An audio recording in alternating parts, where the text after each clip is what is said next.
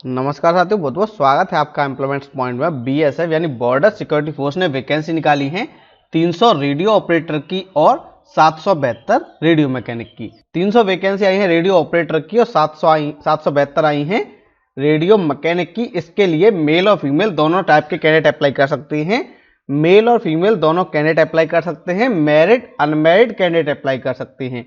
जी हाँ, अगर आप मैरिड हैं तब भी आप इस भर्ती के लिए अप्लाई कर सकते हैं। मेल और फीमेल दोनों अप्लाई कर सकते हैं। और इस भर्ती के लिए जो सिलेक्शन होगा उसमें पहले आपका एग्जाम होगा, उसके बाद फिजिकल टेस्ट होगा, उसके बाद दोबारा से एग्जाम होगा और तब होगा आपका मेडिकल।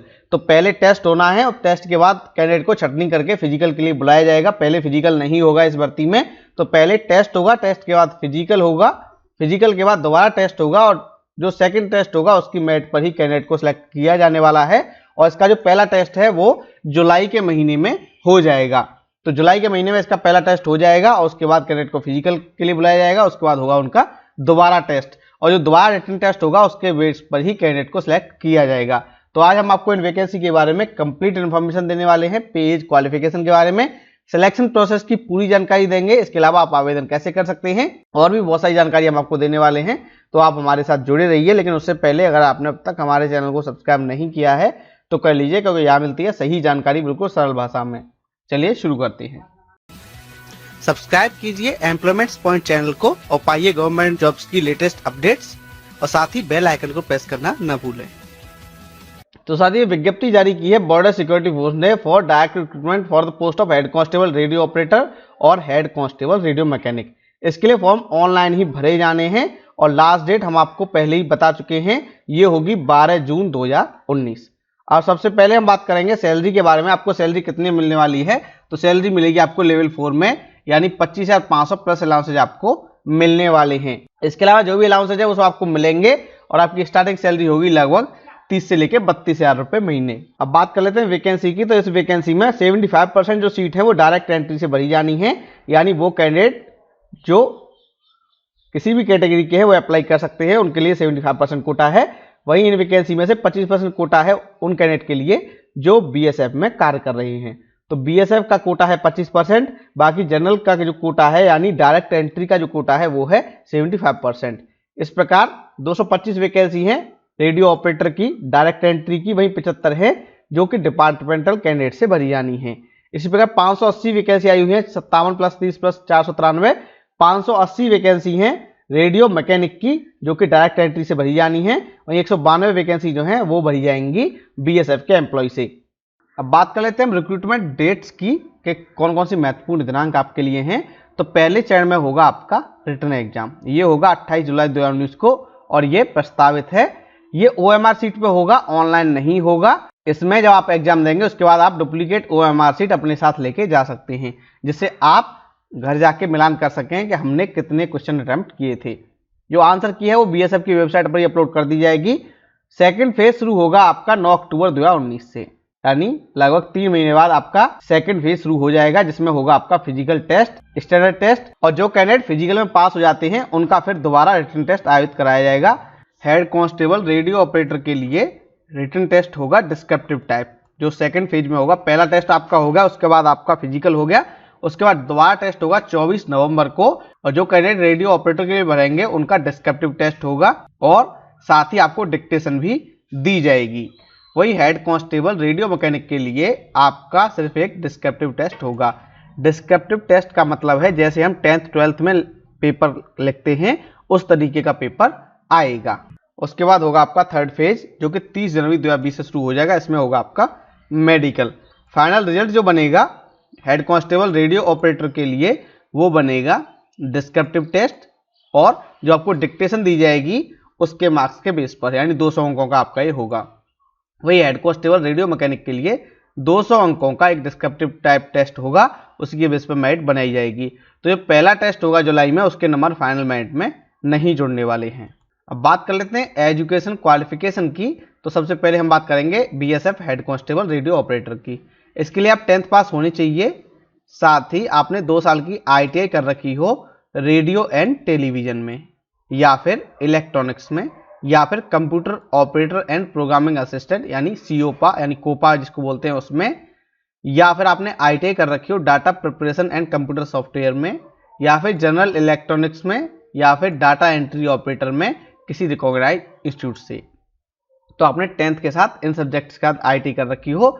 अगर आपने ITI नहीं कर रखी है, आपने 12th पास कर रखी है फिजिक्स, केमिस्ट्री, मैथ में, तो आप अप्लाई कर सकती हैं और आपके PCM सब्जेक्ट में, तीनों सब्जेक्ट में मिला के 60% मार्क्स होने चाहिए। यानी PCM फिजिक्स, केमिस्ट्री, मैथ का जो टोटल है उसको आप 3 से भाग देना, तो आपके 60% मार्क्स हो जाने चाहिए, तभी आप अप्लाई कर पाएंगे।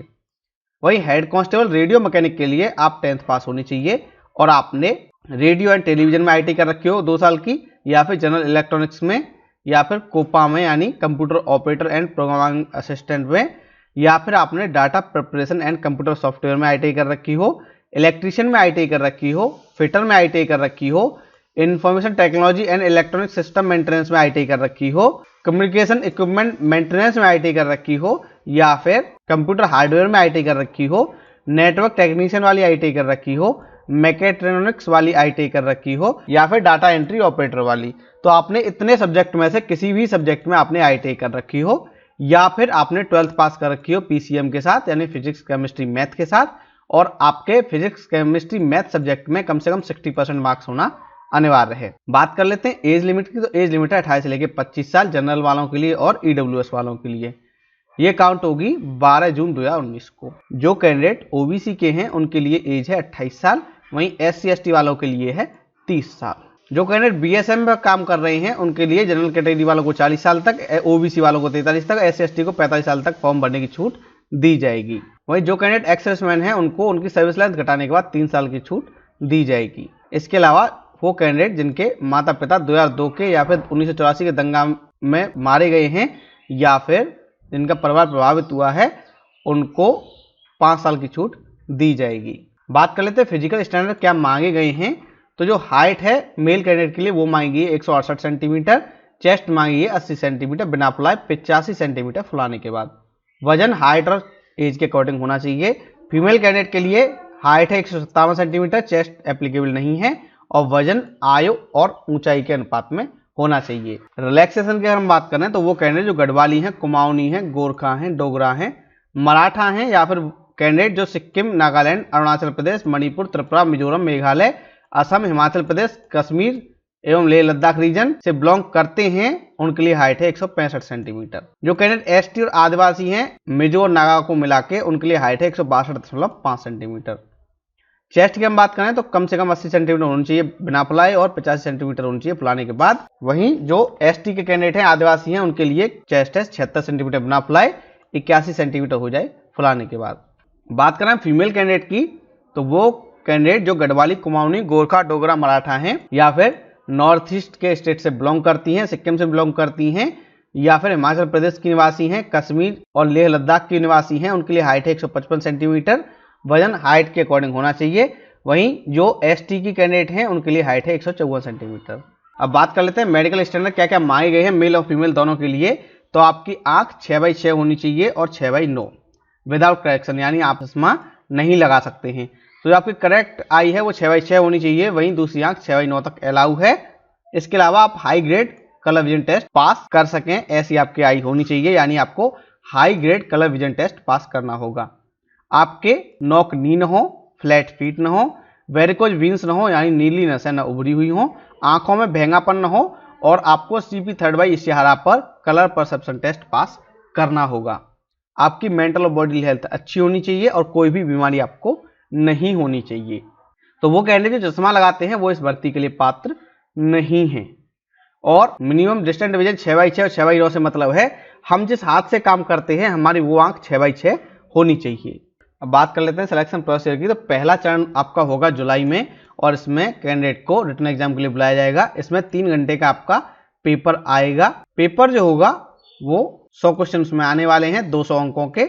इसमें फिजिक्स के 40 क्वेश्चन होंगे, मैथ के 20, केमिस्ट्री के 20 और इंग्लिश के 20, इंग्लिश और जीके के 20 क्वेश्चन होंगे। इस प्रकार 100 क्वेश्चन होंगे 200 मार्क्स के। जो पेपर है वो 12th लेवल का आएगा। इसके अलावा जीके में करंट अफेयर्स, हिस्ट्री, ज्योग्राफी और जनरल साइंस से संबंधित प्रश्न आएंगे।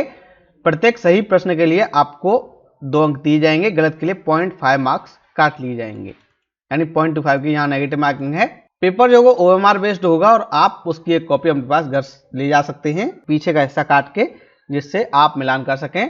पेपर इंग्लिश हिंदी दोनों भाषाओं में आएगा। जनरल OBC वालों को 38%, वहीं SC/ST वालों को 33% मार्क्स लाने होंगे, उसके बाद ही उनको क्वालिफाई माना जाएगा। वैकेंसी का 20 गुना कैंडिडेट को फिजिकल टेस्ट के लिए बुलाया जाएगा। बात कर लेते हैं फिजिकल टेस्ट की। तो फिजिकल टेस्ट जो होगा उसमें PST PET डॉक्यूमेंटेशन होगा। पहले आपकी हाइट और चेस्ट पर की जाएगी, जो फीमेल कैंडिडेट है उनकी हाइट पर की जाएगी। उसके बाद होगा physical efficiency test. Male candidate की बात हम पहले कर लेते हैं। तो मेल कैंडिडेट को पहले 1600 मीटर की रेस करनी होगी 6.5 मिनट में, 3.65 मीटर की लॉन्ग जंप करनी होगी, 3 चांस मिलेंगे, और 1.2 मीटर की हाई जंप करनी होगी, 3 चांस मिलेंगे। फीमेल कैंडिडेट को 800 मीटर की रेस कंप्लीट करनी होगी 4 मिनट में, 9 फीट की लॉन्ग जंप करनी होगी, 3 चांस मिलेंगे। रेस के लिए एक ही चांस मिलेगा, रेस के लिए दूसरा चांस नहीं मिलेगा किसी को भी, और 3 फीट की हाई जंप होगी, उसके लिए आपको 3 चांस मिलेंगे। जो एक्स सर्विसमैन कैंडिडेट हैं और BSF के सर्विंग एम्प्लॉई हैं, उनको फिजिकल एफिशिएंसी टेस्ट नहीं देना है। उसके बाद होगी आपकी डॉक्यूमेंट की वेरिफिकेशन। डॉक्यूमेंट वेरिफिकेशन में आपकी education certificate, ITI diploma certificate, age का सर्टिफिकेट यानी 10th का सर्टिफिकेट आपका, EWS वाले हैं तो उनका सर्टिफिकेट, OBC वाले हैं उनका सर्टिफिकेट, इसके अलावा SST हैं तो उनका सर्टिफिकेट, और जो भी डॉक्यूमेंट्स आपके पास हैं वो आप प्रोड्यूस करेंगे। OBC वालों के पास नॉन क्रीमी लेयर सर्टिफिकेट और सर्टिफिकेट ऑफ एलिजिबिलिटी होना चाहिए। जो कैंडिडेट फिजिकल में पास हो जाएंगे उनका होगा डिस्क्रिप्टिव टेस्ट।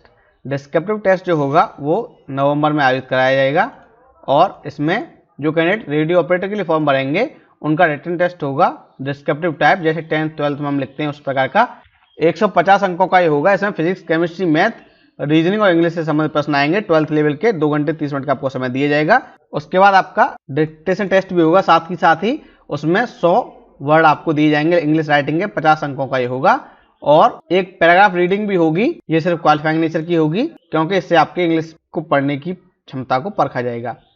क्वालिफाइंग मार्क्स जो हैं वो जनरल OBC के लिए हैं 38%, SST के लिए 33%, और ये फाइनल मेरिट बनेगी वो डिक्टेशन के 50 अंक और 150 अंक जो रिटन एग्जाम के हैं उसके बेस पर बनेगी रेडियो ऑपरेटर के लिए। जब इवेल्युएशन की जाएगी तो 2.5 अंक काट लिए जाएंगे प्रत्येक शब्द के लिए, या आपने जो गलती की है उसके लिए, वहीं 5 मार्क्स काटे जाएंगे प्रत्येक वर्ड के लिए।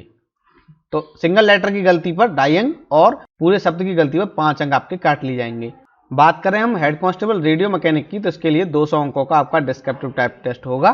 फिजिक्स, केमिस्ट्री, मैथ, रीजनिंग और इलेक्ट्रॉनिक सब्जेक्ट का 12th लेवल का 3 घंटे का। इसमें जनरल OBC वालों को 38% और SST वालों को 33% मार्क्स लाने होंगे। चौथा जो फेज होगा वो होगा फाइनल मेडिकल एग्जामिनेशन का, और इसमें आपका मेडिकल कराया जाएगा। जो कैंडिडेट मेडिकल फेल हो जाते हैं उनके पास विकल्प होगा कि वो 15 दिन के अंदर रीमेडिकल करा सकते हैं। अब बात कर लेते हैं आवेदन करने की। तो एप्लीकेशन फॉर्म ऑनलाइन भरे जाएंगे 14 मई से लेके 12 जून तक। वेबसाइट है www.recruitment.bsf.gov.in।